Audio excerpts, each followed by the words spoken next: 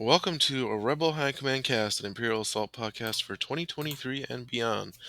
This podcast is hosted by the IACommand YouTube channel and sponsored by listeners like you through Patreon. If you want to support new IA content in 2023, head over to patreon.com/IACommand and become a patron today. This is episode number 13. I am your host, TV Boy, aka Noah, and I am joined by my co-host, the Second Flock, aka Wesley. How you doing today, Wesley?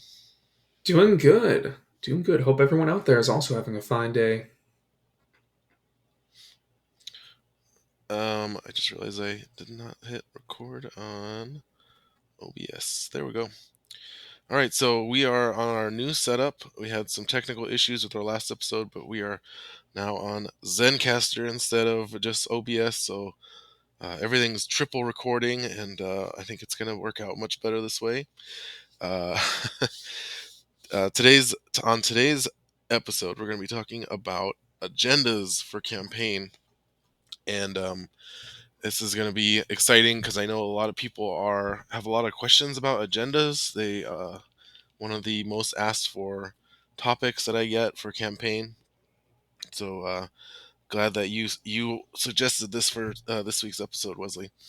Yeah, I've brought this up a couple of times. I've seen your other campaign tier lists and other videos about campaign stuff, and I keep thinking, if there's one thing I actually need help with, it's this hundreds and hundreds, it feels like endless number of cards I have to somehow pick 18 of within like a 5-minute window when it's time to start a campaign. Any guidance on that would be nice. And I think there are other people that feel the same. Yep, and there was no way I was going to make a tier list for that. So it's good we're doing this as a podcast episode.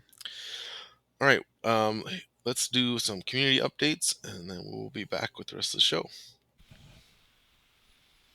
All right, in this week's community updates, we have the competitive Vassal League number 3 for season 7 starting. If you're hearing this over the weekend, it's going to be starting the week after. But if it's still the first week, you can still sign up usually. Usually we do let people sign up late, at least during the first week. So make sure you sign up for that. I'll put a link in the description. Derek's going to be running the league again. It is going to be going back to the old form, which was 4 to 5 weeks of Swiss pairing, so one pairing per week that gets announced, and then a cut to top 8. So that's a lot of fun. Always fun to get paired up, get your pairing each week, and have somebody to play against to schedule with. And then, if you're interested in some list building information for IACP, check out the article that Dylan posted over on the IACP main blog.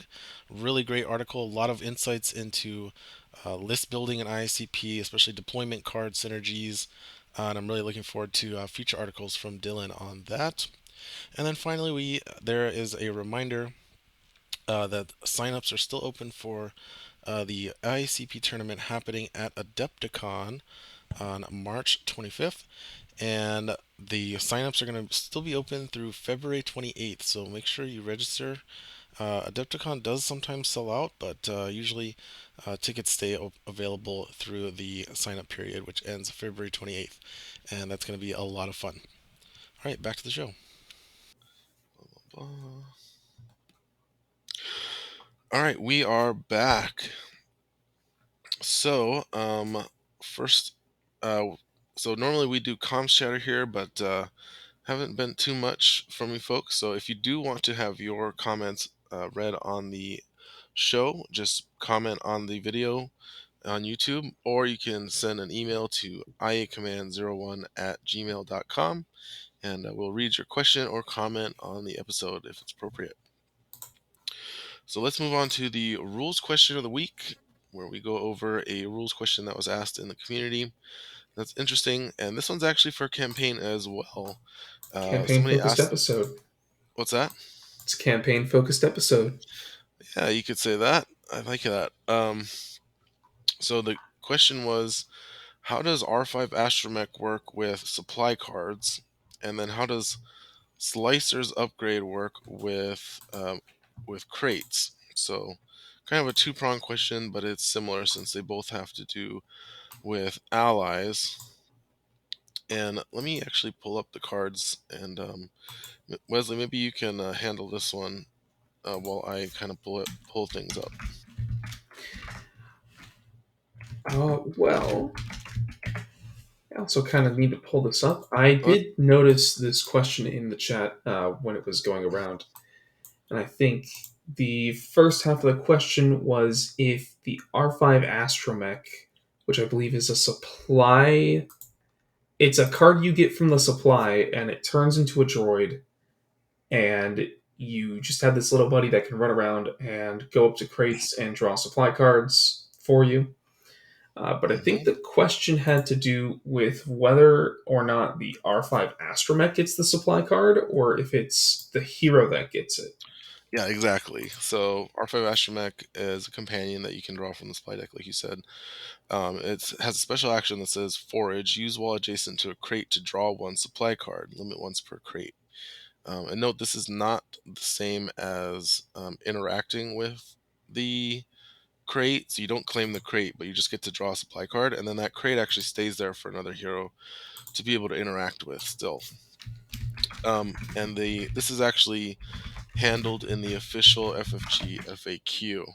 There's entry for this, and it does say that the hero that controls R5 basically gains a supply card because you put it into the same play area as that hero, since that's the same play area as R5.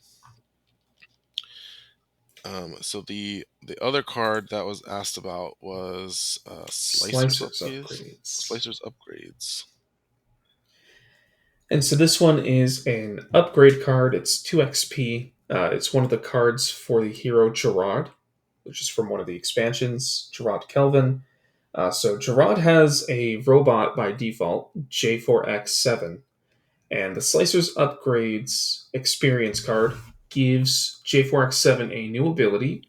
It's double actions. You move up to one space, and then you can either interact with an object as though you are a hero, applying +1 surge to the results if it requires a test, or an object adjacent to you suffers 3 damage. And I think the question here is, can you use this to interact with a crate? And if so, does J4X7 get the supply card? Or again, does the hero related to J4X7 get the card? Which would, again, be Jared. Um, So it would be the same, um, but I think the question was, do they get to claim the crate token? mm, And the answer would be, yeah, it would follow the same ruling as R5 that Jax puts it in his play area, which is the same play area as the hero, so mhm. effectively claims it for the rebel team. So in both cases, when you draw a supply card from these droids, they go to whichever hero the droid is attached to. Exactly. And in the case of the Astromech, he's not actually claiming the crate, so it stays there, and a hero can still go up and claim it. Yep. Whereas J4X7, when he does it with the Slicers upgrades, he's actually interacting with and claiming the crate on behalf of the hero. Yep. Because normally only heroes can interact with crates. Allies and companions normally cannot do that, but Slicer's upgrades changes the rule, so Jax is actually interacting with that crate as if he were a hero, which means he Yep, claims the crate token, which means that the heroes get the 50 credits at the end of the mission, along with the supply card during the mission. yep. And I don't know if there's an actual, say, rule that defines this. I think that this might just be one of the things where it was a little ambiguous, and FFG came out and put it in their FAQ to explain that it works kind of the way that you would expect it to a lot of the time. I don't know if you disagree with me on that. What the R5 FAQ is specifically in there, but Yeah. Yeah. So I think that they just went and cleared up that the R5, when he draws a supply card, it goes to the hero. and you would do the same thing with when you interact with the crate with Jax. Yep. Yep. So yeah, Okay. pretty Well, simple rule question. moving on then. Yep. So let's talk about games we have played. So I have not had a chance to play much Imperial Assault in the last week. Been pretty busy with life stuff. How about Hmm. yourself, Wesley? Yeah, we finally got a campaign going from the IACP Discord. We decided to run your Edge of Oblivion mini campaign that you come up with. Hmm. It's a, you know, for those out there who haven't heard me talk about this enough on the podcast yet, it's a string of side missions from the different figure packs. And at some point, Noah had said, "Hey, these cards kind of never, or these missions kind of never get played, but it's cool content. Let's make a mini campaign. Just weave together some story elements and weave together the same kind of progression pacing for both sides as you would find in a regular mini campaign, and make a 4 mission mini campaign out of that." Just as an excuse to play with those side missions. And I thought it was cool enough and unique enough that it kind of drew in enough people. So we got 3 players going. And we did the first mission of that this week, which comes from the Obi-Wan Kenobi mission pack. So the players had Obi-Wan Kenobi with them. And I'd spent a long time getting ready for this, trying to prepare which Imperial class deck and kind of a little bit on the agenda cards what I was going to take. I wound up settling on the Hut Mercenaries class deck. And part of the reason I did that is kind of at the beginning of the campaign, you find yourself trying to storm an Imperial base, but closer to the end, you start to go from these mercenaries to people that would be hunted by mercenaries. To not spoil too much of what goes on in that storyline, but so I go with Hunt Mercenaries, and part of the reason I pick it is because in this mini campaign you start with 3 XP. And so when I was looking through the class decks, I went, okay, what kind of crazy 3 XP card can I get? And just to start off in the first mission. And there's actually one for Hunt Mercenaries that says something to the effect of, okay, once per round you can exhaust this card to see through figures, to make line of sight, to attack someone that has one of the bounty tokens. So in skirmish, we call that priority target. So you can see through figures, and you add a blue die to the attack. And I'm like, oh my god, that's like 1 to 2. If I'm super lucky, maybe 3 damage extra on an attack, and you see through figures. So that on top of the regular 0 cost, just once per round, plus damage or plus surge on one attack. It's like, this is crazy good. I'm gonna basically just explode once per round on a big attack and do half of a hero's health bar in one shot. So what was also interesting is we were preparing for the mission. The heroes start with 1,600 credits. They're looking through all the tier 1 items, picking out stuff. They get the 3 XP. The Imperial in this campaign starts with 0 influence, but they noticed that the first mission's threat level is 2. And they were like, well, we have the experience and credits of a set of heroes that have played through 2 missions already and would be going into tier 3, threat level 3. And they were like, well, why don't we just do this on threat level 3? I was like, I was like, well, I think that only helps me. I don't think you guys get anything for that. And one of the players was like, well, I don't want to like increase the threat level of every mission in the campaign, but why don't we just say like it was supposed to be 2, 3, 4, 5? Why don't we just do 3, 3, 4, 5 and see how it goes? So they give me the threat level. um, the the game still ended in their victory though, even with the extra threat level. So Oh, I do actually think, because we looked at the other FFG mini campaigns, they all start at tier level 3 as well. At least 2 of them do. We looked at 2 of them. Um, yeah. So did Edge of Oblivion originally. yeah. Did Was there a reason that got turned down to 2? Yeah, a lot of people complained that it was too hard at 3. I found this to be a tough one for the Imperial. I think somewhere around round 4, like early round 4, they had not opened the doors to the final area yet, but they had basically gone through all the time gated triggers for the event. So the only thing I was going to get was the door open event. But at the beginning of round 4, I had 0 figures on the map and 0 threat. And so from there, they were able to just kind of heal up and grab the last of the terminals they needed. They got to run and get all the crates. Then they got to open the doors, and round 5 and 6 was basically them just getting the objective. And I think I had a couple Death Troopers, a couple Imperial Royal Guards, and an officer. The officer did not get a turn because he had 3 health. Now, I think there were several things that made it hard for me to do much against them. I think they were very experienced collectively. So they had a Loku who could increase damage, with his recon tokens. They brought Onar, who they built as a support. So he got the 1 XP card where you can do any of your tests with your fist dice, and you can roll a punch test. And if you get 2 surges, you don't use an action once per turn when you interact. So essentially, he could grab a crate and still have 2 actions. He could grab a crate and move 2 and still have 2 actions. Or he could, interact with a door and move 2 with strain and still have 2 actions.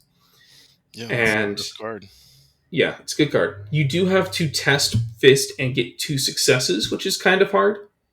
They also have Obi-Wan Kenobi with them, and in campaign, Obi-Wan Kenobi gives you an extra surge when you test with if you're within 4 of him, I think. So that became something that was basically guaranteed for Onar. What I found even scarier though was Gerard. They brought Jared, and there's a 3 XP card for him that gives him +1 defense, and it Hmm. gives his robot +1 defense, and it gives him +1 speed, and it gives his robot +1 speed. And Jared has an ability on his healthy side where he can exhaust a melee weapon to add a block or an evade to an attack. So I would shoot him with a stormtrooper, first mission of the campaign, roll perfect on the stormtrooper's dice. He would roll 2 blocks, have 1 and 8, and just go, "Oh, I exhaust a weapon that I have no other abilities that will make me exhaust. Your perfect attack does no damage on my average roll." So I kind of had to focus some big damage attacks on Jared to start whittling him down. And at one point, I brought in a pair of sentry droids to help me do that. And I got him down to 5 or 6 health. And the issue then became that I would also have to fight Onar, who was healthy. I was able to wound the first 2 pretty quickly. It was actually starting to look in my favor. I wounded their Loku and their Verona in the first 2 rounds. And I was glad Verona was out because I know she can be kind of a nightmare too. And weakened, she's a lot less of a hassle. But it was so hard to get any damage on Gerard. So I started bringing in sentry droids with their Pierce 2 and finally started getting some traction. But the issue is then when you have a figure with a lot of Pierce, and then you look at Onar, and you don't need Pierce to fight Onar, you need more damage symbols. So +1 is better than Pierce 2 against Onar, whereas the Pierce 2 is way more effective on Gerard. So I kind of need both. And now the weakness of the Jabba's mercenaries bounty token system is kind of setting in, where I defeated Loku and Verona. So now my class abilities are only going to work on Gerard and Onar until I can finish them off in some mission. So, it carries over mission to mission. So at this point, I'm like, okay, this Gerard is kind of a nightmare who is very hard to take out. And I kind of have to double down on taking him out, but that means the players know how I'm going to play for a while. Onar, I think I can take him out, with a few rounds if I really want to. But Gerard is going to be really hard. Yeah, he's a tank. Yeah, I didn't know that. Did not know I much about Gerard. feel like I talked about that in one of my videos. Yeah, he's a tank, and he is once he can get armor, because his only weakness is he only has 10 health, which is Mm-hmm. very low for most heroes. Once he gets some armor and gets that HP up, he is very hard to kill. Yep. And Um, I'm guessing they Go bought him ahead. another weapon, so he had another second weapon to exhaust. Yeah. Yeah, he bought. I don't know what he bought. It wasn't Punch Dagger because I think Verona has Punch Dagger. But he bought a weapon that was pretty effective. And on top of that, his little robot, it only costs 2 strain, but now that it has a block, it's like 2 or 3 like attacks that I would need to spend just to kill the robot, Hmm. and all that takes is 2 strain for him to bring back. Yeah, so you don't want usually go after the robot. Yeah. On the other hand, it might be an effective strategy because if I get him close to dead and have a few attacks that I think won't get any damage across left, if I use those to take out the robot, then he's going to have to pick between the double rest or the robot. Because what was it? The robot adds a +1, and I think he got Gaffy Stick. So when he attacks, he basically is Pierce 2 when he attacks, and then you have Loku adding a recon token sometimes. So now it's like you have plus damage on one side and piercing all my defense on the other side. Sounds like they have some really good synergy in their team. They do. And I would also say that, anything like near the end of the mission, I just tried to put my last couple of units in front of the last door that they had to open. But I mean, they have Obi-Wan. He can just push them around. And he can also push them around in a way where the Royal Guards in that mission don't have the ability to defend anyone else. The officers aren't going to get the rerolls because they are being pushed away before they can defend. So it is definitely a tough puzzle I'm going to have to deal with, especially if they keep choosing to bring Obi-Wan Kenobi. Yeah, man, this campaign Obi-Wan's so much better than he is in Skirm. Well, at least in the environment he's in, I do agree though. 2 ranged pushes per round is pretty strong. Yeah, and the +1 surge. Like if you could add that to an attack Mm-hmm. in skirmish, this would be way better. Wait, sorry. +1. Oh, for the attribute test. Yeah, if you could add that to an attack as well. Yeah, Would in skirmish that would be good. But even in campaign, you do actually use tests, all the time. So wherever Mhm. they are necessary, Obi Wan's just like, yeah, don't worry, it's fine. Part of the reason I'd picked Agree. Edge of Oblivion is because I'd also played through it, and I think on the third or fourth mission, there's a few effects that are like, oh, the heroes have to test, but if there's an Imperial nearby, get -1 to the test. And I remember, I think that's the finale even. And I remember I just brought Obi-Wan for all the missions because I wasn't finding it too strenuously difficult against the app that I was playing against. Mm. And I was just like, oh, so I get -1 surge but +1 surge, so I just need to roll it normal? And, I have pretty good chances anyways? Okay. Yeah, the -1 surge is pretty brutal.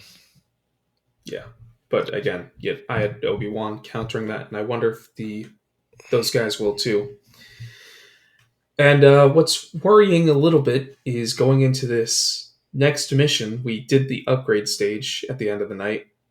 Gerard bought High Impact Guard, Oh yeah, that's the other one. so now he can add 3 blocks to a single attack, and also his damage is higher. Yeah, and then if he gets laminate armor, it's over. He's gonna be indestructible. And I have to take him out if I want to get bounty tokens on everyone else again. Oh yeah, that's right. Yeah, so the more I take out, the less my class deck will function. But at So least it's your like a class hard deck counter. is built to kind of counter that. Yeah, I was going to get to where the heroes all upgraded at the end of the mission. We are keeping me at 3 threat from mission 2 threat level, so that's not going up. I had 2 XP after the mission, and I want to save for the 4 XP card, so I didn't get any new XP cards. And then I drew my influence cards, and I actually found I pulled both of the 2 that I wanted to get in this campaign that I'd set up the deck for, but they required 2 influence and I had 1. So I had to put them back, and I looked at what would have happened if I had won the mission, and it was like, yeah, you would have gotten 2 influence. And I was like, Mm. Man, I really could have used one of these agenda cards right now. It's one of the deplete ones that would have helped in every mission. Oh yeah. Yeah. So I just had to sadly put that back and go, okay. So the heroes are even stronger, and I'm going into mission two with the same setup I had in mission one. But I've got some good feeling that whether I win or lose mission two, I have a few mission effects looking ahead that might help me take out Gerard. So I'm hopeful that I can maybe reset the whole bounty token thing pretty soon and gear up for missions three and four. Yeah, maybe your rebels want to do like a hard mode then. Maybe. I mean, it wasn't. It was a complete stomp at the end, but for the first two rounds, it felt like I was stomping them. So I think we're gonna have to play a little more and see, if there's any change we want to make. But it did feel like, yeah, they were like, well, we don't want this to be too easy. We want it to be a challenge, and at two threat level with all of this stuff, it doesn't feel like you kind of have a fair shot, Mr. Imperial player. So they bumped me up to three, and that felt good. You could just follow the Twin Shadows um, schema, which is 3-4-5-5, because I think Edge of Oblivion's 2-3-4-5. Mm-hmm. Yeah, I'm surprised that they said that people had said that that was too hard. I don't know if their Imperial was more experienced or not, but it feels like I'm playing against people that are at the same kind of level. So I think three was appropriate given um, how much setup the players get and how much I know that the Imperial tends to get starved for influence in a mini campaign, from what I've heard. Mm. Yeah, maybe. Although I usually default, like, if I have to pick one side or the other, I usually make it easier for the rebels. Mm-hmm. I think that's just better for the group as a whole. Yeah, I think so. I mean, that's why when I lost, I was like, well, it's not that bad. I had fun playing with all these units, and they got to run around and use their abilities and crush it in the last few rounds. But there was enough tension and enough points in the mission that, um, wasn't a complete stomp. So I think everyone got a good game out of it. So if you guys listening want to try this mini campaign, it uses the figure packs for Obi-Wan, Grand Inquisitor, Greedo, Alliance Smuggler, and Bantha Rider. And I believe you also need Twin Shadows for the Bantha Rider mission, or one of the missions. I think the Bantha Rider mission. Mm-hmm.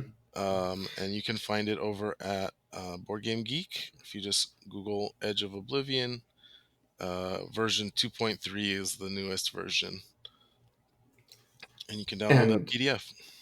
yeah, yeah, I've had fun with it.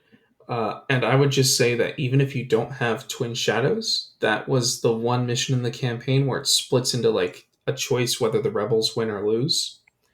So you could always just run the other mission if you kind of go down that path and wind up needing those tiles and don't have them. I think you could still play the campaign and just do the Alliance Smuggler mission instead of the Bantha Rider mission. Yeah, there's no custom missions in this campaign. It's just all the pre-existing missions for the packs. But what the PDF does is it connects them all into one cohesive story, um, with a bunch of flavor text and with mission rewards. So it kind of makes it into a mini campaign. The same way that like Twin Shadows has the special mission rewards at the back of its campaign book. Mm-hmm. All right, should we move on to our main topic? Yeah, All right, I'm gonna let you kind of lead us off here because I think you're a lot more into it right now than I am. So I'll kind of chime in at the end with my favorite agendas, but I'll let you kind of go through it. sure. So today we're going to be talking mostly about agenda cards. as we'd mentioned earlier. I kept noticing that, whenever I want to play a campaign, and this is just one of the things you have to do, is you build an agenda deck. And I've looked online, and there's not too much guidance on what you should take as an agenda deck. Like, I think one of the most popular threads for, hey, what are the good agendas, is from 6, 7 years ago when the game had just come out. We had maybe one or two of the figure pack waves out. So there was maybe 10 to pick between, and you had to pick 6 sets. So you're just kind of leaving behind four of them. Currently in the game, this is just something that's a little overwhelming, especially the bigger your collection is. You go to start a campaign and you look at these cards. So, agenda cards are split into these things called sets, and each set is made up of 3 cards. And what you do when you want to start a campaign is you pick 6 sets to build an 18 card deck that throughout the campaign, after each mission, while the rebels are over there upgrading and playing with the shop, you're going to shuffle your agenda deck and draw 4 cards, and you can spend your influence that you gain throughout the mission, kind of like rebel credits, to buy these agenda cards, and they all have different nefarious effects to improve the Imperial side or weaken the rebels. So like I said, when the game started, the core set comes with 6 agenda sets, which is exactly enough to start a campaign with just no choices. Now, there's an addendum. There's an amendment to that.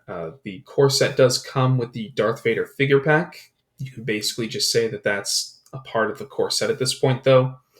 So the core set basically comes with 6 plus 1 agenda sets.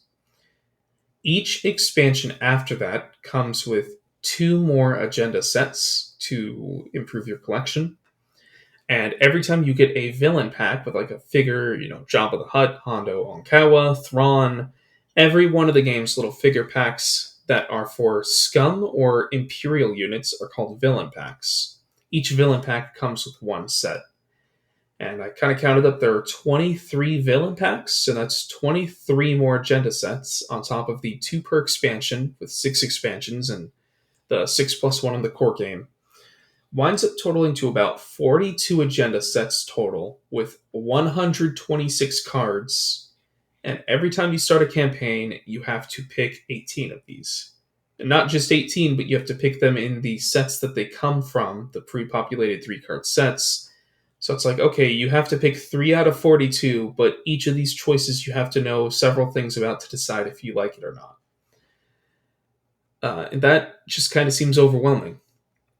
So we're going to be talking about the different kinds of agenda cards, how you can use them, and I'll get into some of my recommendations at the end. We'll get into some of Noah's recommendations as well. So, building the agenda deck, we mentioned you start with 6 sets you're going to have to take in each campaign. There is a small caveat. So, if you're playing a full campaign, you just pick 6 sets, you make an 18 card deck, and you shuffle it up. And that is your set for the campaign. That's your deck of influence cards. If, however, you're going to play a mini campaign, like the Edge of Oblivion we just talked about, but the official campaigns being Twin Shadows mini campaign, the Tyrants of Lothal mini campaign, or the Bespin Gambit campaign. Those are all mini campaigns. They're default 4 missions, so they're a lot shorter. You can expand them with certain other missions from different figure packs. There's rules for some of that. But the core of it is that there are no actual side missions to these campaigns. These campaigns are 4 plus missions, but you don't just go do random things and try and get random characters to come join you, and you don't do that part of the campaign experience with the mini campaigns. For the Imperial, a lot of the agenda sets have 1 card in them that basically says, play this side mission, and if the Imperial wins, you get a reward card. So we'll talk more about how that works in a bit, but you can spend your influence to put a side mission in play. In a full campaign, you just do that, and the rebels have to pick whether they want to play it. In a mini campaign, there's no campaign structure for side missions. So when you build an agenda deck for a mini campaign, you actually have to take the side mission card out of any agenda sets that have a side mission card, and not all of them do. So when you do that, your deck actually gets a little smaller. And that's actually something I used talking about my recent game. I intentionally picked several sets that had a side mission because I wanted to get to certain cards and be able to draw them because you only drop 4 per upgrade stage. So I think I wound up with 4 sets with side missions and 2 without. So I had to take out those 4 side missions, and that left me with a 14 card deck instead of 18. And you can put a little strategy there in picking, say, certain cards that you want to get and making it so that when you do draw your 4 cards per stage, you're more likely to get 4 of the ones that you want, just by the total deck size being smaller if you're playing a mini campaign. No, I don't That's know if you actually had really any good. thoughts. Yeah, that's really good tech. I think I Mm-hmm. remember doing that too, where it's like if you so you said 18 to 14, but theoretically you can get it down to 12, right? Mm-hmm. And that's a great way to Yeah. increase the consistency of the cards you draw because you draw 4 each round, right? Mm-hmm. And then you get to pick from those 4. Yeah, unfortunately, I had gone into this idea with 2 specific agenda cards that I wanted to pull, Mm. and I think at least one of them came from a set with no side mission. So I could not get it down to 12, but I did get it down to 14. But theoretically, you're right. 12 is the minimum you could do. And did you mention that the later expansions introduce a limit on how many agendas you can have? Yeah, we're going to get to that. Okay. That's a little further down. Okay, you go ahead then. Yep. So, yeah, we were going to talk about the different kinds of agenda cards. So you have discard agenda cards, shuffle agenda cards, deplete agenda cards, and the side mission agenda cards. So when you pick an agenda, and I think if you look at the FFG rules, it kind of goes over the 4 different kinds of agendas you can get. But it basically gets broken down in 3 or 4 different ways. So when you get an agenda, it'll usually just say on the card, hey, put this in your play area, or it will say, hey, put this in the side mission area when you buy it, or it will say, hey, keep this card a secret when you buy it. So depending on what it says, you're going to keep it in that right spot. So if it goes into the side mission area, you just put it by where all the side missions are, and the next time the rebels have to pick a side mission, they're going to have that there as a choice. And if you have a mission, if you have an agenda card that says keep this secret, you keep it in your hand. You'll play it based on what the card says it does. And for the secret cards, the rebels get to know how much, how many cards you buy, and they're also allowed to know how much influence you have or have spent on cards. So if you're going to buy a secret card for 2 influence, then they know that it's a 2 influence card. And then they don't know what it is. And at some point, when a certain trigger goes off, usually the card will say, hey, play this when X happens. And I believe it's optional since it's a secret and you're revealing it to the rebels. So you can save it for the right moment. So if it says, oh, when a rebel gets wounded, you can reveal this card and focus 2 of your figures. So you keep that card in your hand as a secret, and the players would know that you had 1 card in your hand. They wouldn't know what it is or what its trigger is. And then at some point you're on a mission and you wound somebody and you're like, oh, let's keep the tempo up. And then you play your secret card and suddenly 2 of you guys are focused that are about to attack. So that's kind of how the secret cards work. And then you have other cards that go in your play area. And those ones are shown to the rebels and they know that you have it there. Normally these go on the deplete agendas or ones that are going to have a persistent effect. But then the rebels are able to see what they are, but you're able to usually use this effect more than once or if you're not, you're able to just leave it out there until it's time to get played. Now, most agendas, when you use them, they're kind of one and done. Like like the secret one we just talked about. Oh, you play this when a rebel gets wounded, two of your figures get focused. Normally, that an agenda like that is going to say then either discard this card or put it back in the side mission deck. So you have some that just get used and they go away. You have some, and you'll never see them again for the campaign. You get some that will get used, and then you can choose if you want to shuffle it back into the side mission deck or the agenda deck. If you shuffle it back into the agenda deck, then you may be able to pull that card, rebuy it later in the campaign, and use it again. And then you have some cards that don't actually go away. They have a smaller, persistent effect, and some of them have the word deplete on them.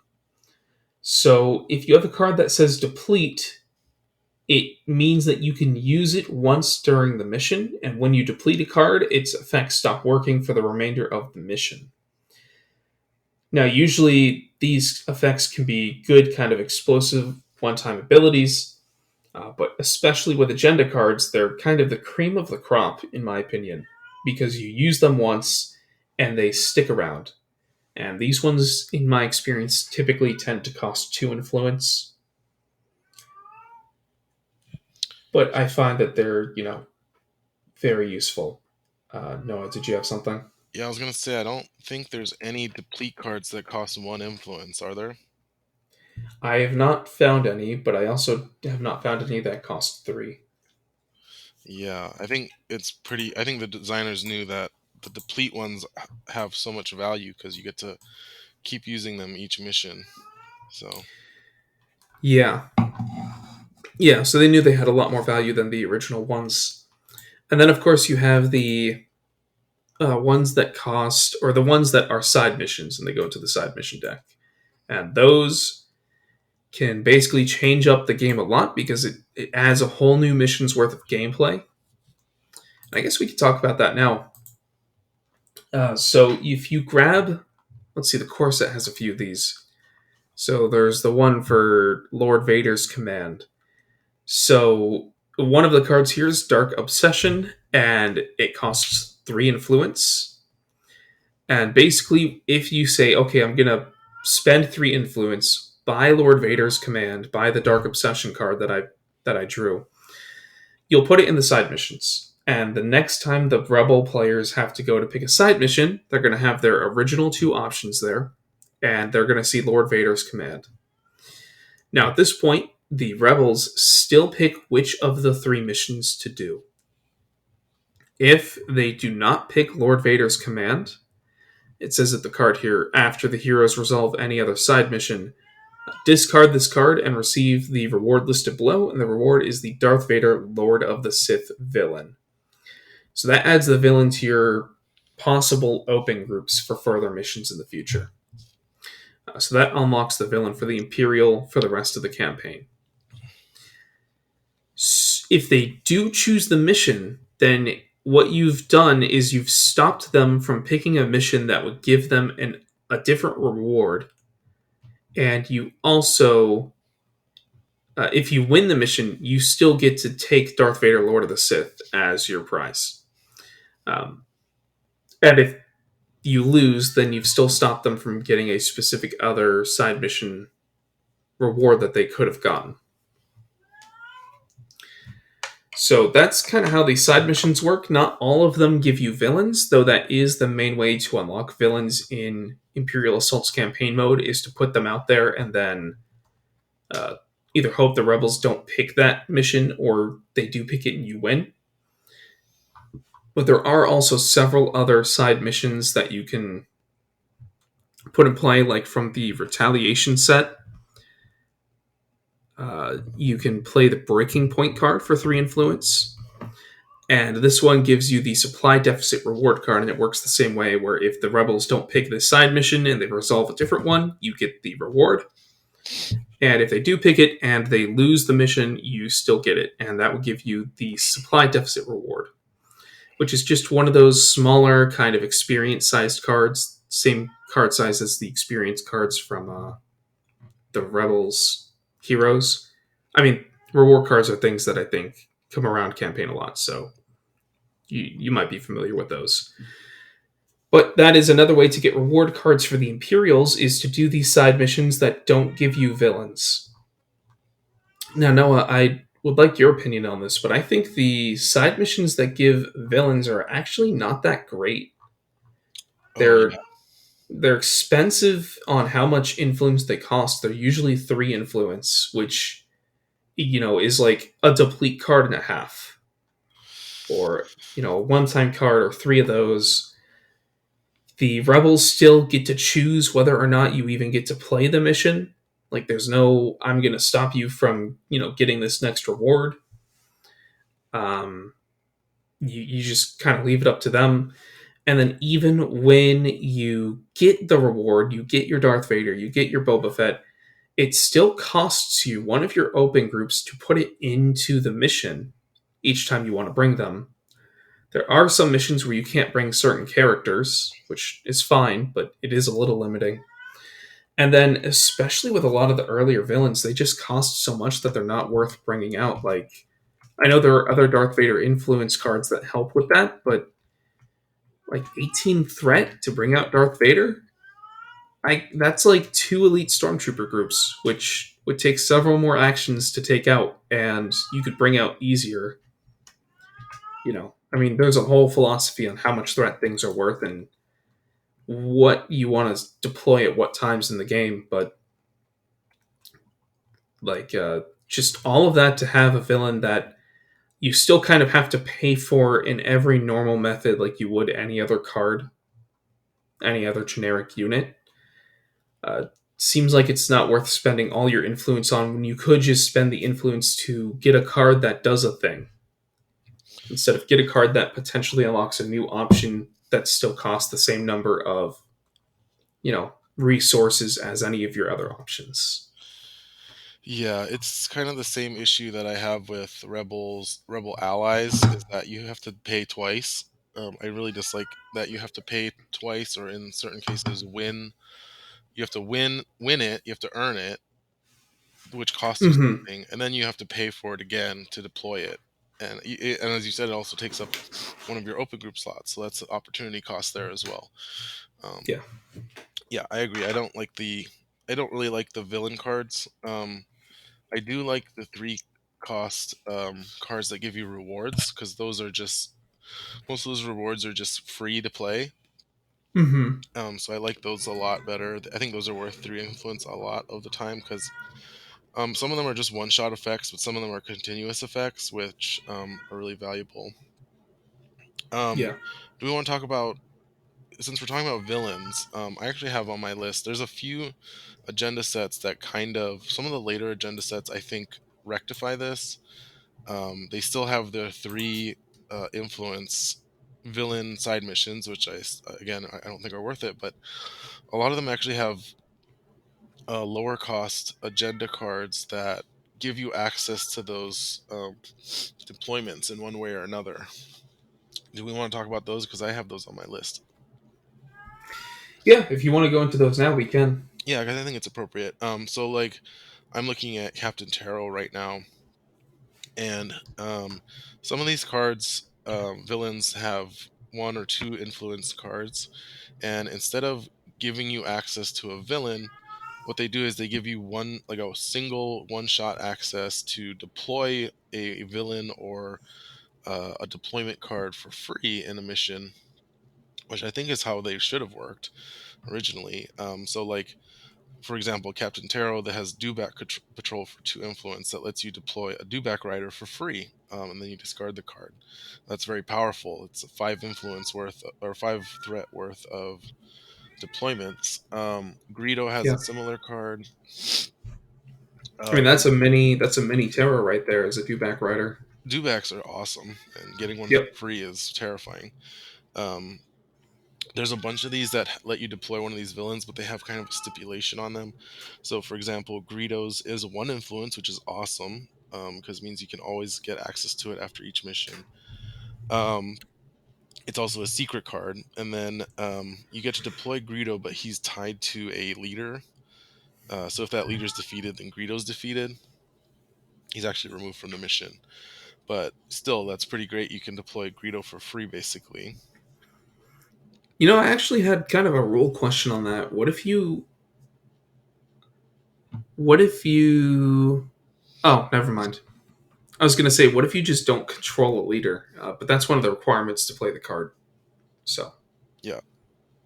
Let's see. Inquisitor has a similar Inquisitor card. has one that's really cool. I think it's two influence targeted by the Empire. Hmm. At the end of a round during any side mission, if you don't already have the Grand Inquisitor, you just put him in play without paying his cost, and you choose a hero, and he's basically hunting down that one hero. He cannot declare any attacks against figures other than the hero. And if the hero gets defeated, the Grand Inquisitor leaves the mission. Yep. So that's Super cool. 9 threat with a lot of stipulation.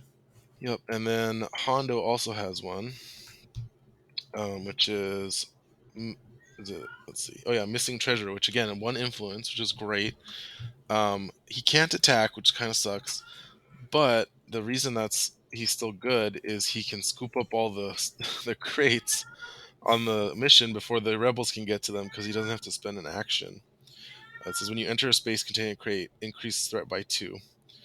I guess he doesn't remove them from play, but he can, Yeah, I don't think he denies them, but it is he can run around and up the threat for you.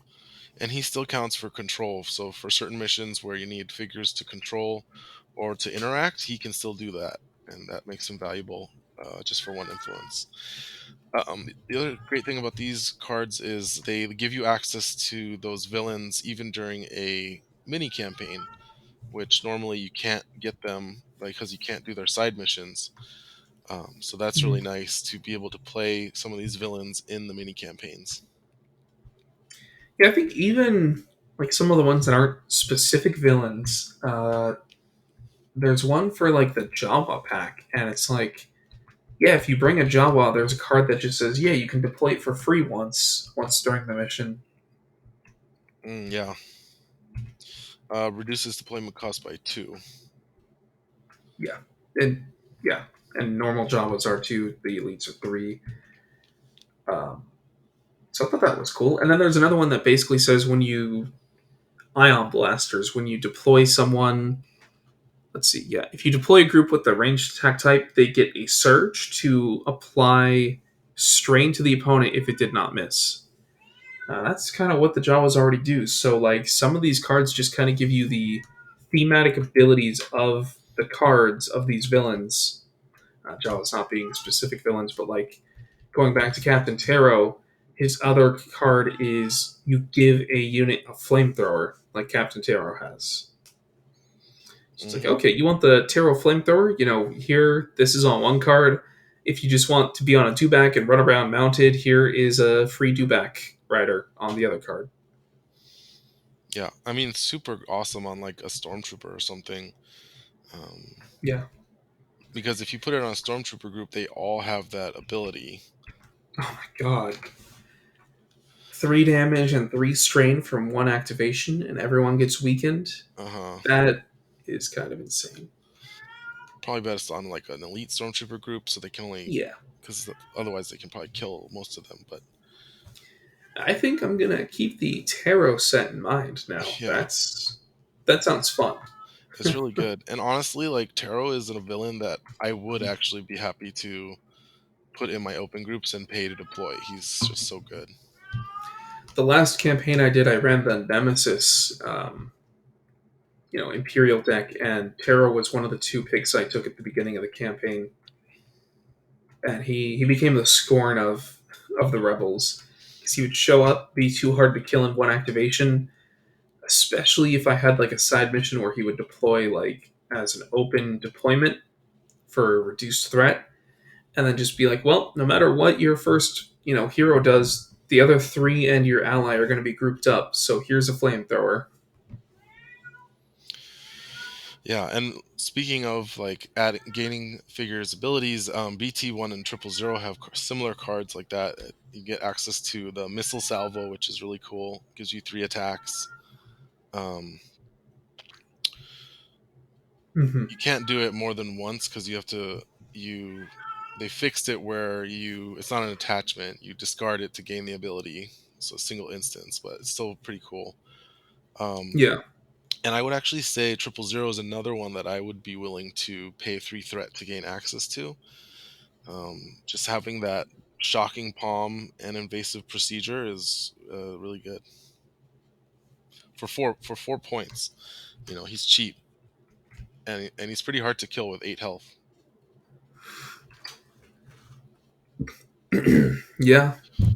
That's Yeah, I something agree. So I've had to readjust my durability matrix for figures when playing campaign versus skirmish because things just hit so much harder in skirmish and the heroes do not hit hard in campaign. yeah, I mean, it kind of feels like they did the other night for me, but Hmm. I'm sure it's kind of like once I get over the 5 health threshold is when I'll start seeing them take more than one shot to take out things. Yeah, It's that's all true. punch dagger and all those pierces and plus ones. Punch dagger is really good. Yeah. Anyway, okay, what's our next I category? was actually going to say so we've been talking about the side missions. In the core game, there are also two forced mission cards that you can take. Oh yeah, that's a good one to talk about. And they it looks like those ones cost 4 influence, which is the highest out of any cost in the game. I don't know that any other cards have 4 influence. But the difference with a forced mission is that it's like you pay, you put the card out there, and you say, okay, our next mission is this now. It's forced, it's extra, and I think it's only these two. Noah, do you know if there's any other besides the first two that they put in the core game? Let me check. I can use my campaign tracker to check what the forced missions are. Okay.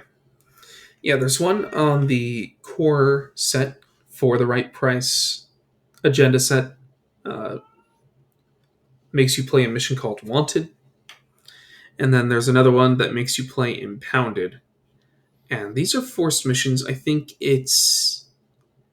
So the one for Impounded gives you a attachment called Special Operations if you win.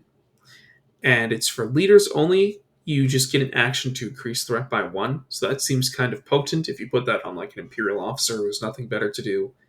Just increase threat while he kind of does officer things. And then Old Wounds. While a wounded hero is attacking, apply -1 to the attack results. Oh my god. Old Wounds sounds kind of really good. That's like a snowball effect right there. The more heroes you get wounded, the stronger that ability becomes. And it's just a -1 damage passive on top of how like crippled wounded heroes kind of become as the mission goes on. So that one seems like it might be worth it. I can see how you have to get over the hurdle of wounding a hero or two to make it worth it, and this doesn't help you wound them to begin with. But I think that Wanted actually is a very strong effect now that I'm looking at it. But the thing with force missions is that they are in addition to whatever you are already going to play. So if you have an 8 mission campaign and 5 missions in, you say, okay, I buy Wanted from For the Right Price. The next mission is Wanted now. We basically put the rest of the campaign on pause, and we're doing this mission right now. And I'm going to try and win it. I'm going to try and get this card. And this is now a 9 mission campaign. Yeah, I'm looking at the other forced missions. The only ones I see are Into the Unknown, which I believe is from the ISB Infiltrators pack, and Captured, which I believe is a story-based forced mission from the core Yeah, set. I think it's funny that they have Captured and they also have one called Impounded.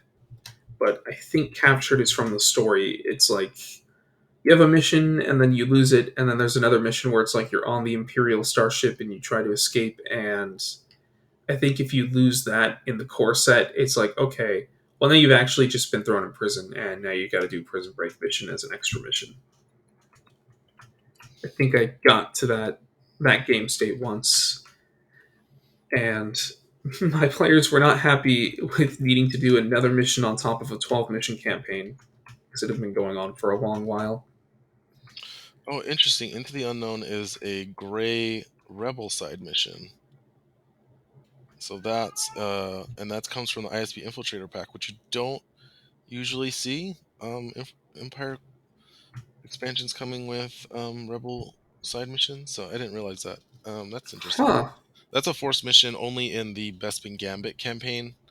That's what it's referred to as a force mission in the rule set. But um, Oh, okay. So that one is like the one of the ones you can use to expand that mission, that that campaign. campaign. Yep. Yeah.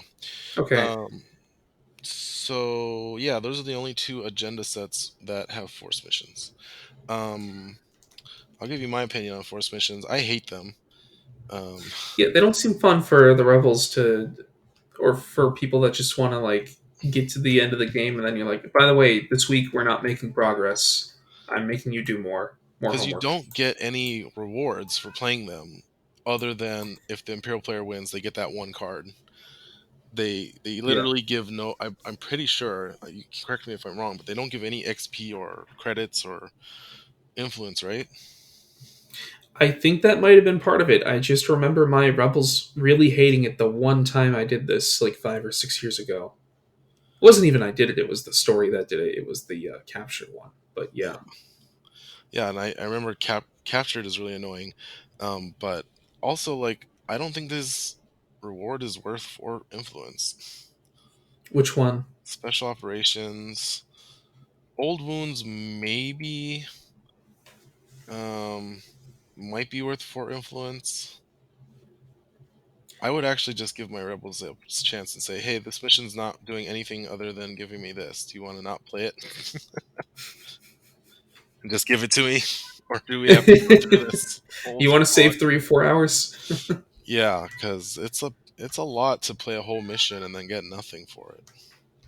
Yeah. Campaigns are I already pretty guess long. from the design standpoint, what you're doing is the Imperial paid a lot for it, and this is your chance to. Your reward is stopping them from getting this reward, but that doesn't feel good. Um, do these play into mini campaigns or these get taken out? Right? You take anything that. Ooh, that's a good question. That's a good question. I think you take them out. I think you take them out. I hope you take them out. I assume you take them out. Um, let's see. Mini campaign. So mission. Yep. Yeah, well, Uh, my mini campaign setup says return all cards that are agenda side or force missions. So, and okay. I Yeah. It copied says. mine from the official rules. So Yeah. Then that sounds about right. Hopefully, because just in general, I would just see the picture on the card and be like, oh, that's one of the ones you don't include. yep. Okay. We got. I think we stayed on topic, but we got a little sidetracked there. Where are we at? So we did the forced missions, secret versus public. We did.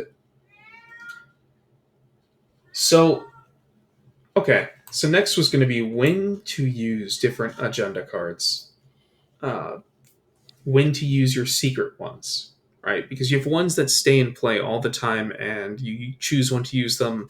Some of them you can use them every mission, but it's when do you want to use those one-time abilities that are going to get discarded out of the rest of the campaign forever or shuffled back into your deck.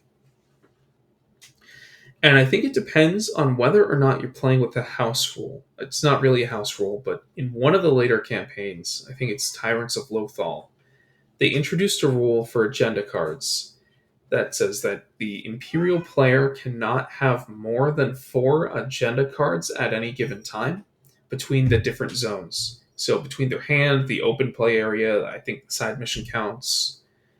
But the idea is, I guess, in older campaigns, you would like have a 12 mission core campaign, and the Imperial player would just secretly buy more and more and more cards and maybe get one or two that depletes, and then get to the finale and have 6 to 8 influence cards with them and just be like, okay, well, this gets an extra attack. This hero gets this debuff for the rest of the game. This, these guys are focused, and I'm going to add another effect on them and play like 8 things and just completely overwhelm the players in the finale. And the finale is the one that determines the entire campaign. So I think it was Tyrants of Lothal where they introduced a new rule that says, hey, the Imperial can't have more than 4 at once. So as you're going through the campaign, you get the agenda cards you want. You're kind of more incentivized to use them, because if you don't, then you're going to wind up with more influence and not anything to spend it on. It Or was you're going actually to find Jabba's something else realm. to spend it on, and you're going to have to pitch one of the ones that you already have. It was Jabba's realm. Jabba's Realm added that? Yep. Has it been in all the guides since then? I think so. Okay, because I think I saw it in Lothal, maybe I saw it in Heart. But it was added in Java's realm, so several expansions before the last one. And ideally, I think it was such a good house rule that ideally it's kind of accepted that that's something that a lot of people want to play with in all campaigns, regardless of whether it's the Jabba's Realm one or not, whether it's Heart of the Empire or not. Just limiting the amount of agenda cards the Empire can use at once in the finale by making it so they can only kind of stockpile 4, because 4 kind of feels like already like a lot of trap cards to have. So hopefully, you know, that is a way to kind of balance the influence system against that oppression in the final mission being overwhelming. And so, my opinion is if you've got 3 or 4 agendas and you're kind of figuring out how much influence you're going to get, and you kind of know in your deck what kind of cards you still want to get, I think you use the one-time use agenda cards when you think they're going to help you win a mission, and when you think that you're coming close to needing to pitch one anyways to get the next agenda card you want. So no, I don't know if you have any tips on when you should use some of these types of cards. Um, I don't usually buy them. I am one of those people who will pretty much only buy deplete, but the rule that limits you to 4 means that doesn't work either, which is why it's such a Hmm. great rule. Because otherwise, I would be one of the people that had 6 or 7 agenda cards that I had been using all campaign and still had for the finale. So that rule was targeting. For discard cards, I do think some of them are worth it. Like I mentioned, the ones that give you free deployments, the ones that give you extra threat, are ones that I tend to take, or to decrease the threat cost of a figure. And so timing those, having a plan for how you're going to use those, I think is really important and is really helpful. Looking at the mission ahead of time and saying, okay, I know I'm going to have X threat during each of these rounds based on the mission conditions. So I'm going to plan my big deployment around this turn when this happens, and I'll get all this other deployment. Just kind of timing it right so that it works. Hmm. Yeah, yeah, I think it is about timing it so that you can kind of get a massive boost. Um, because one of the things to keep in mind is, whether you win or lose each mission determines your rewards for that mission, which helps you in the next mission. So really, you do want to use it, like you said, when you can kind of snowball towards a victory in a particular mission. So it's really, you want to have that feeling of being the Empire when you know, like I just keep thinking there's this one card that when you wound a hero, you select 2 of your other guys to get focused, and it's like a 1 influence card. And it's like that just seems kind of perfect, where you wound somebody and then your guys all get a strong boost, and now you are so much closer to wounding the next rebel. And I cannot remember what that card is called or which set it's from at the moment, but oh, here it is: Impending Doom from Imperial Discipline from the core set. Keep this card secret. Play it when a hero becomes wounded during any mission. Choose up to two Imperial figures. Those figures become focused. Then you either discard the card or shuffle it back into the agenda deck. Okay, go ahead. Okay. So yeah, we I was talking about the card called Impending Doom, which is from the core set, and it's from the Imperial Discipline agenda set. So you keep this card secret, play it when a hero becomes wounded. You choose up to two Imperial figures, they become focused. Then you either discard the card or shuffle it back into the agenda deck. It costs one influence. I remember when I did a campaign, I took this card, and the reason I took it is knowing, like, hey, I can only take four cards at once. I kind of know what depletes I want to take, and I'm going to have one left over, one influence left over for the next few missions. So I'll take this now. And I didn't save it for the finale because I knew I could only have four. If I could have saved it for the finale, then, oh God, um, all the things you can do at once. But like, this is one of those cards that you play it when you get some traction, and now you have two more super threatening figures on the board that can threaten a second KO almost immediately.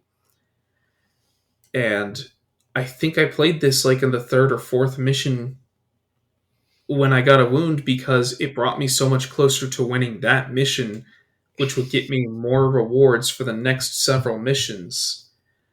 Um, but the reason I played that way is kind of because I was influenced by the max four at the end, max four at a time rule. Yeah. So, Um, yeah, go ahead. yeah, it's a good rule because I think otherwise there's some broken stuff you can do with agendas without that. Mm-hmm. Mm-hmm. Yeah.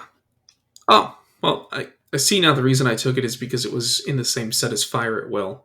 So that's why it was in the deck to begin with. Yep. But we'll get to that. So yeah, I think you should be using whoever, whether you're the Imperial player or your friend, you should talk to them about using the Jabba's Realm house rule on maximum number of agenda cards at once. Because that kind of balances, especially the finale, it balances how you play. Yeah, a lot of the expansions have these like additional rules, and I think it's just a good idea to like go through. You can go to FFG's website and look at the rule books for all the expansions, and they have additional rules, and you should really just apply all of them to whatever campaign you're playing because Yeah. most of them are just quality of life improvements and I think the overall two big balance ones improvements.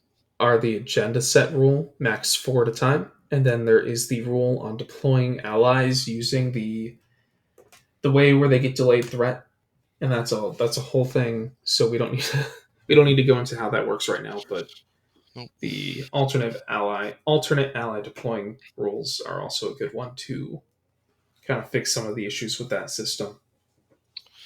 All right, we're running a little long. Should we talk about what people actually want to know is what cards should they put in their deck?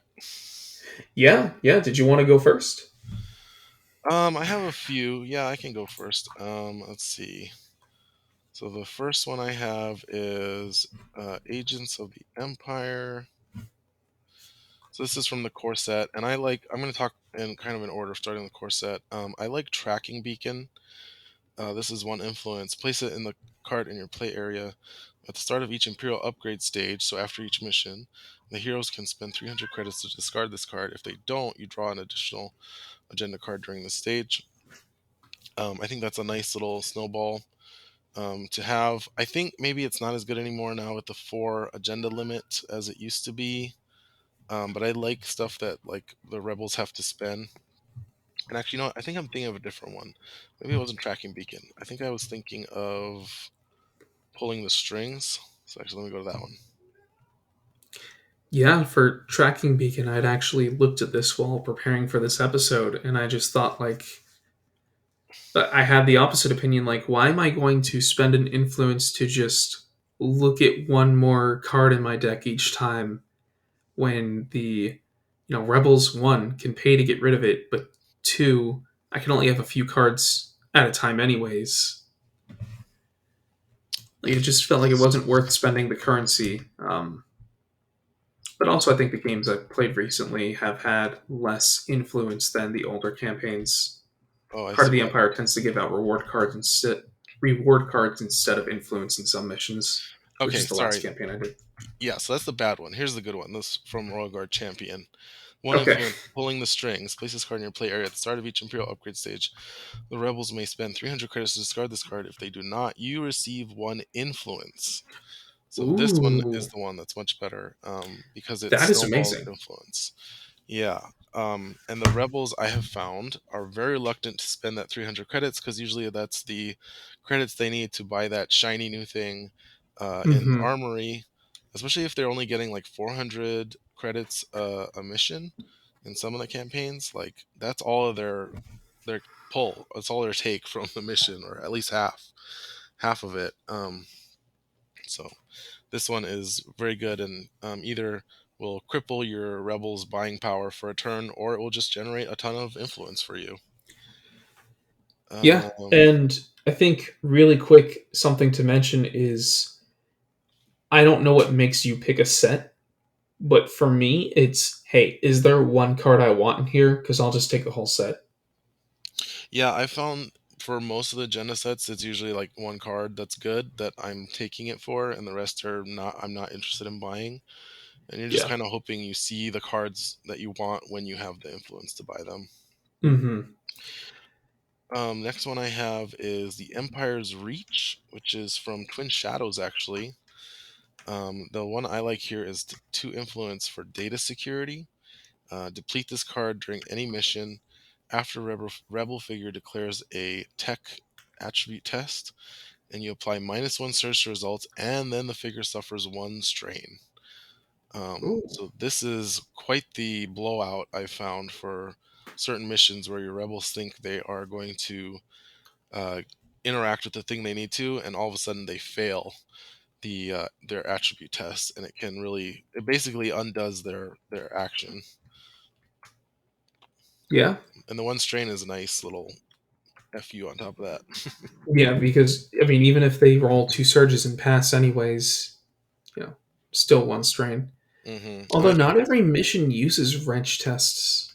So yeah, that's true, but I've found they're common enough that you'll see them at least once or twice in a campaign. okay. So I think that one's Nice. good. Let's see what else I have. And then the last one I have that I like is Defensive Tactics from Return to Hoth. Hmm. And I actually like two cards in this that I think are worth taking. First one is Counter Strike for one influence. It's a secret card. You can spend one influence while this card is in play, while Imperial figure is defending, to apply +1 block, +1 evade to defense results. After the attack resolves, attack did not. If the target did not suffer any damage, the attacker suffers 3 damage. Then discard this card. So it actually costs 2 influence, but it's nice that you can split it up. You split up the cost, so you can pick it up when you only have one, and then later you can actually use it for one influence.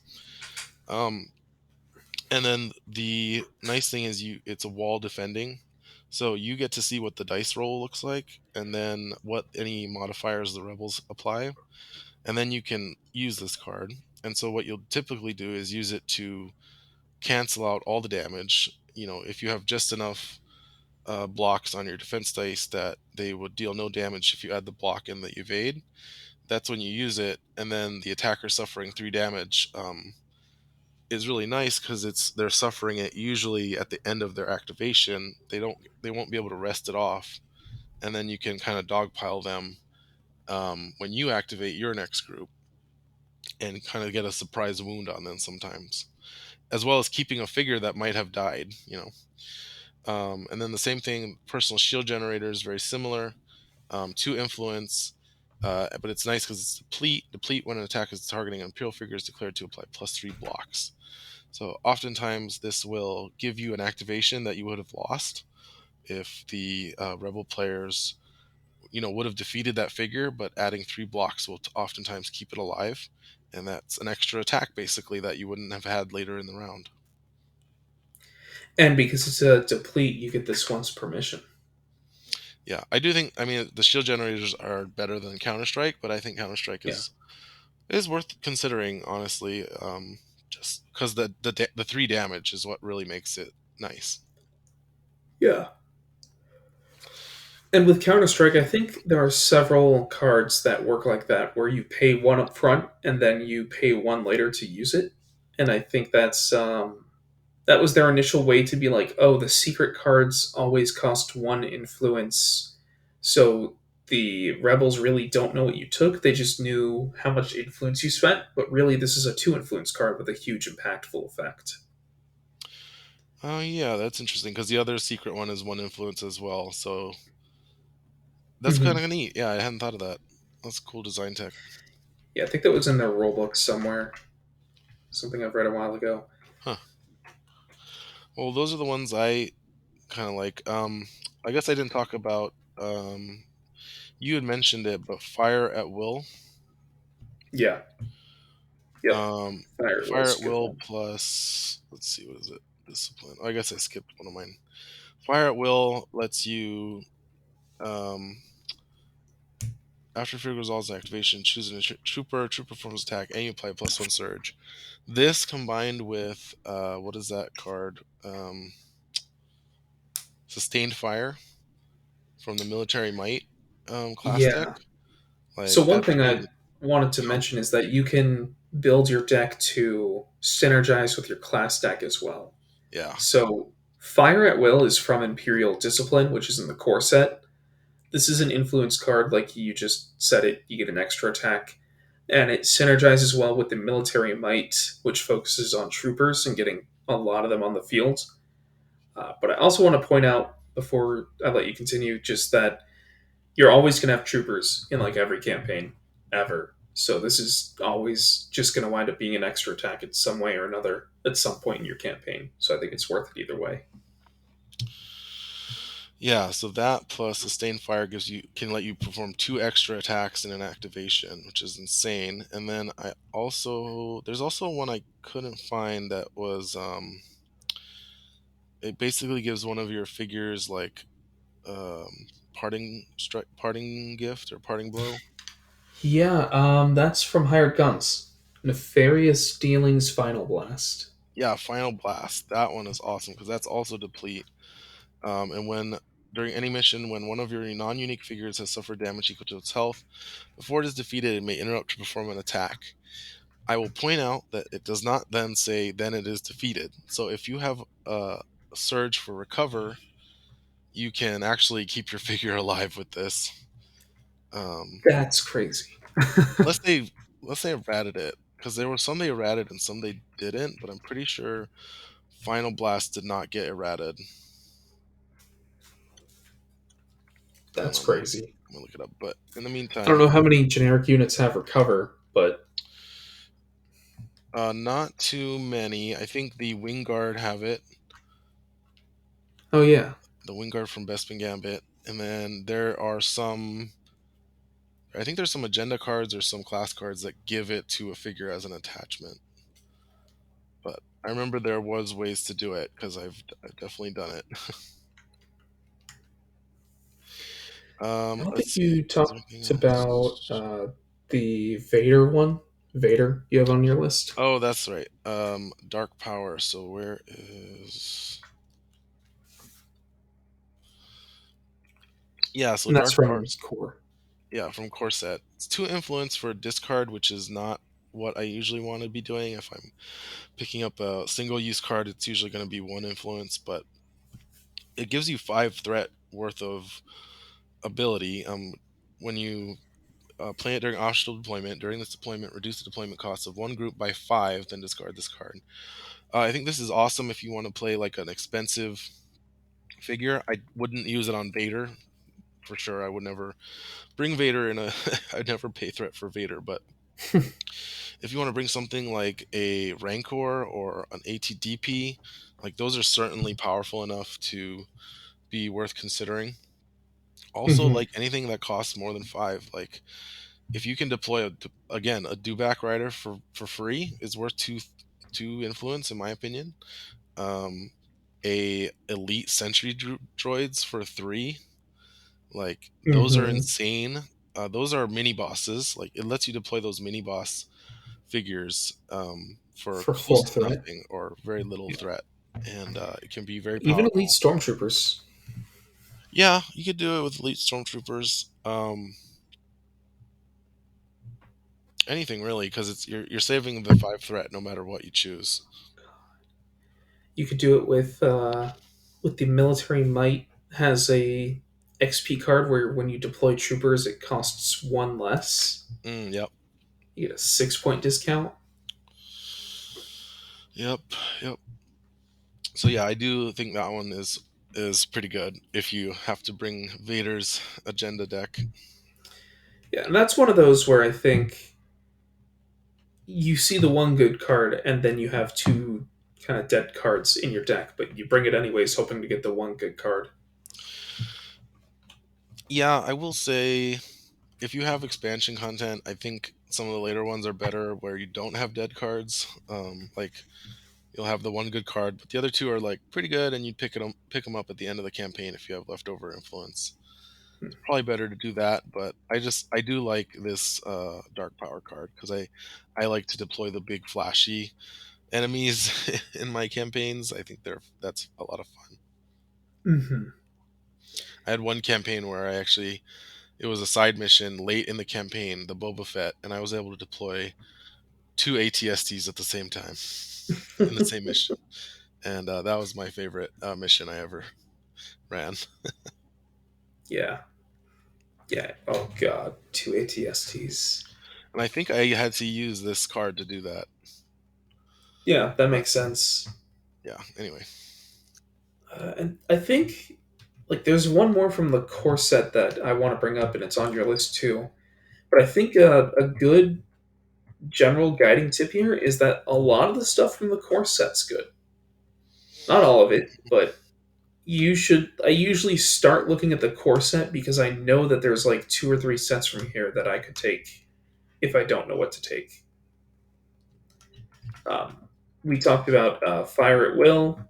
We talked about the Vader one. And we also need to talk about Retaliation, because that set has weakness revealed. Oh yeah, And I thought we talked about this this. is Yeah. like a crazy good deplete for two influence. You play it in your play area at the start of any round during any mission. You may choose one hero. While attacking, that hero applies -1 to the attack results. While defending, the hero gets -1 block to the defense results. And you deplete at the end of the round.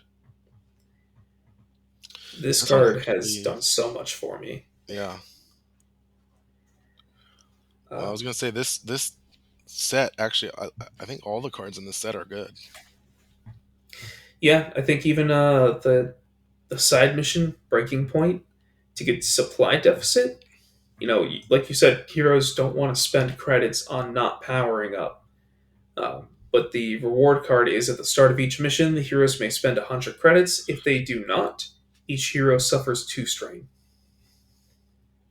So right off the bat, you just strain them up if they don't pay up, and that's a win-win. That's you got to go through the extra step of Breaking Point, playing that mission to get it, but that's good. And then I'm not familiar with tactical explosives. Oh, that is one influence secret. You can play it at the end of a round during any mission. Choose one space on the map. Each figure within three spaces tests insight. Each figure who Mm. fails suffers 3 damage and becomes bleeding, then discard or shuffle. Maybe not as good as I originally thought because now I see you have to play it at the end of a round, so you can't do it in the middle of the round when they're possibly all bunched up. I guess that wouldn't be fair because they start bunched up at the at the start of the round one. So But I think usually you could probably catch two rebels with this, and if you can Yeah. catch the ones that don't have good insight tests, you'll 3 damage, and especially bleeding is nasty. Yeah.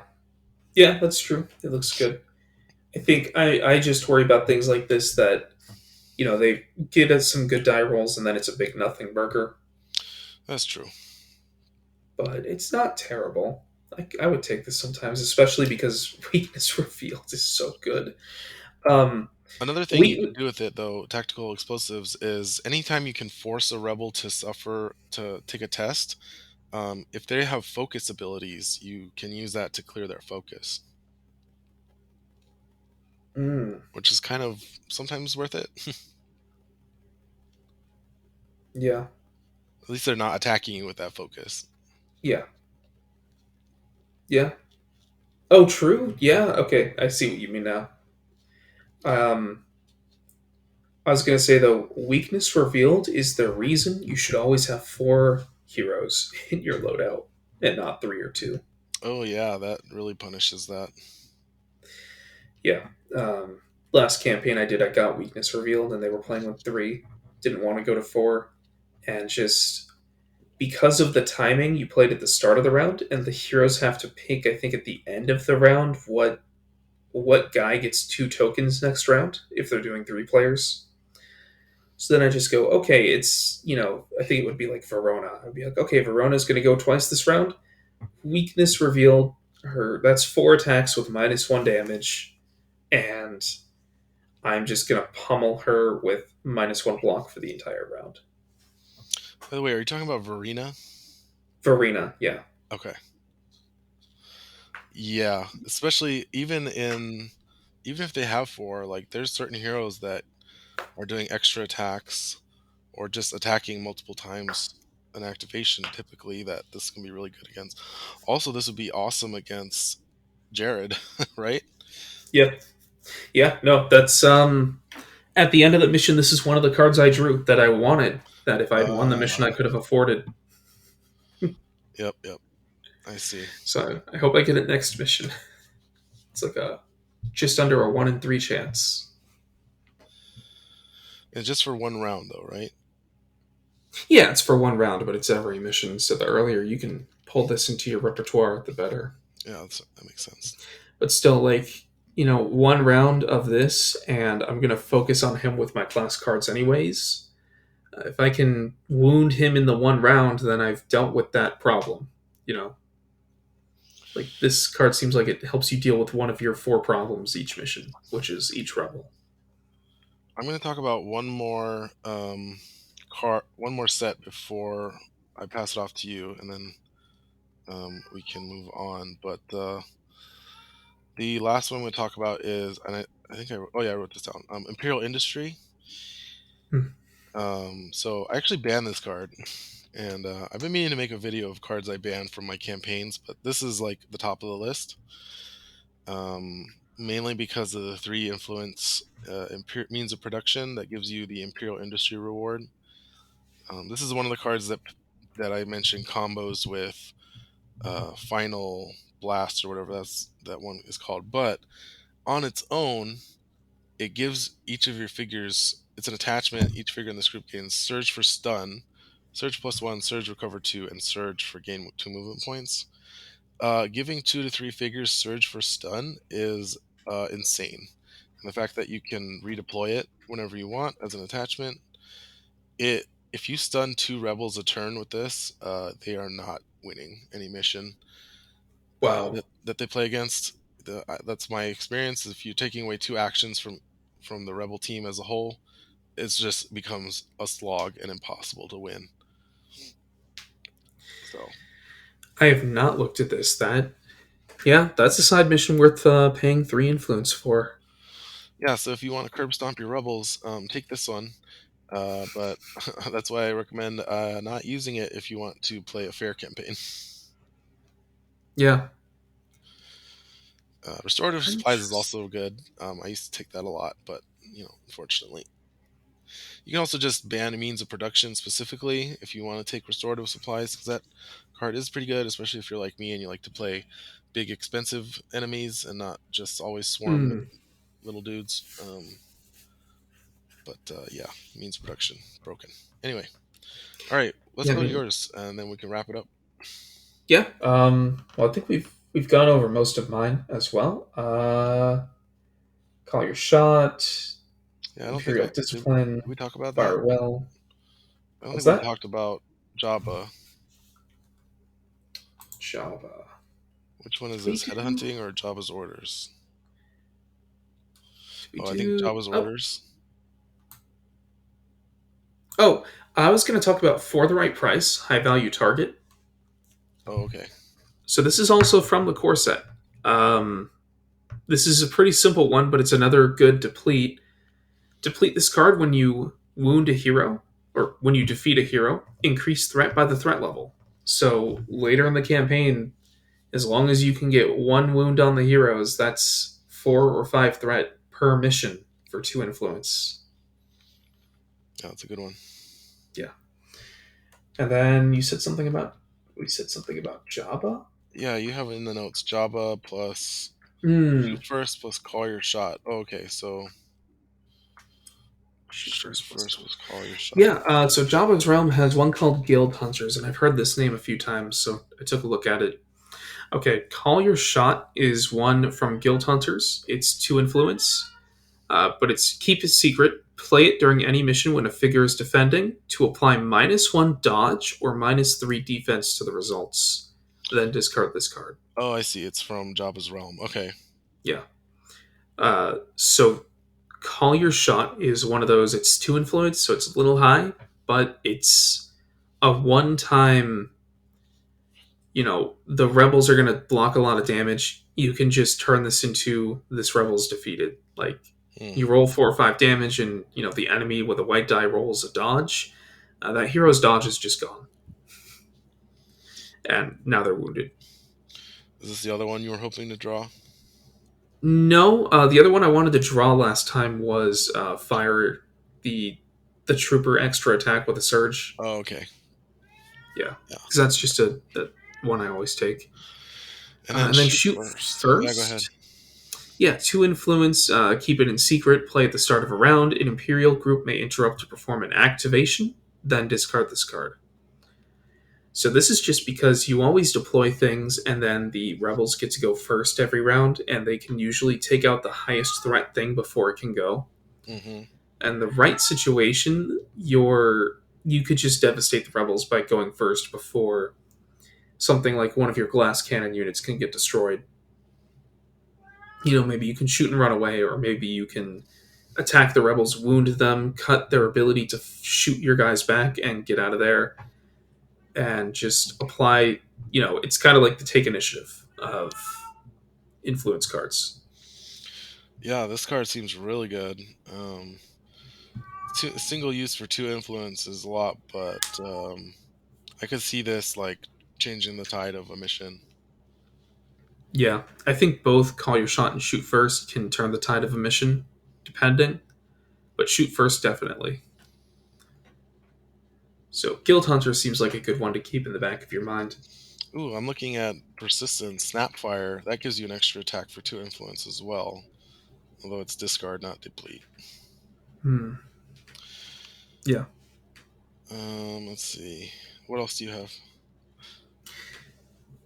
that's about it. I was going to talk about just the idea that some influence cards, some agenda cards, synergize well with certain class decks. I was going to give a few examples, like we talked about Fire at Will and how it works with the military might. Military might just being all about troopers and Fire at Will. You talked about that combo. I think it also. Let's see.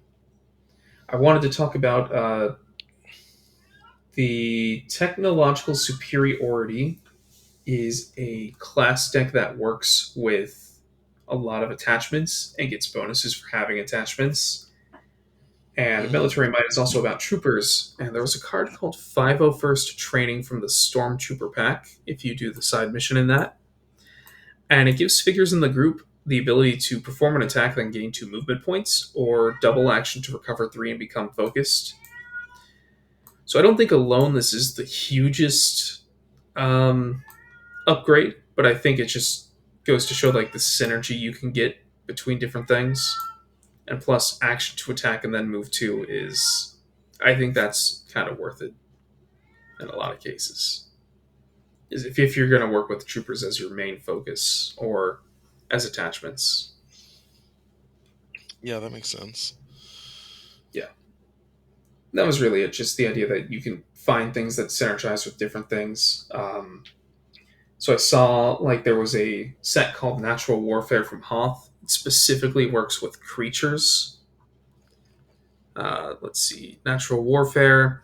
So you've got Bestial Fury. Keep this card a secret. Play it during any mission at the end of a round. And again, this is from Return to Hoth. So you choose a creature at the end of a round. That figure may perform an attack. Apply +1 search to the results. Then the attacker becomes bleeding and weakened. Then you discard the card.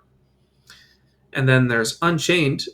You deplete this card when you deploy a creature during an optional deployment. The creature may interrupt to perform a move, then choose a hostile figure adjacent to the creature. That figure suffers 1 damage. So, like, this works, if you want to play a Nexu and have it move up to the rebels and then just do a free damage and be in position to attack next round. But I just wanted to get at, amazing or just okay. This works with, like, say, the Jabba's Realm, Bounty Hunters, um, Imperial class deck, because this has a lot of that deck has a lot of cards that work only with scum figures, and creatures tend to be scum figures. That makes sense. So I think to kind of sum it up, recap. Oh, one thing I want to say also is, um, for agendas, I think you want to be sparing and judicious with how you spend your influence. I think you want to really wait for the good cards and don't necessarily just spend your influence on whatever cards you can in the moment. Wait for the good cards to show up, and then you'll get more value out of rather than just buying whatever random stuff you see. Um, and I think to kind of recap our lessons here, um, go for the cards that give repeated value, so deplete cards and mission rewards from the 3 influence sets. Avoid the villain, 3 XP or 3 influence cards. Uh, Look for, if you're playing with the custom rule of only having 4 agendas, make sure that your 4th agenda you buy is not a persistent one that you can't get rid of. You Mm-hmm. want to have 3, usually 3 persistent ones, and then have a rotating discard agenda for your 4th that you can play Mm-hmm. each mission, and then pick your spots when you're using your single use cards, so you're getting maximum value out of them when you do play them. And I think the other thing I'll say is just kind of look through the decks, even as you're playing your intro mission before you get to buy any of them, and just kind of pick the ones that look fun and interesting. I think you can't go too wrong, but when you see the strong one, if you see even one single really strong card you really want in a set, put that set in because you'll probably draw it at some point during the campaign. Yeah, yeah, I think those are all good tips. All right, I think we'll wrap it up there. Thanks everybody for listening. Yep. Thanks everyone, and I hope this helped.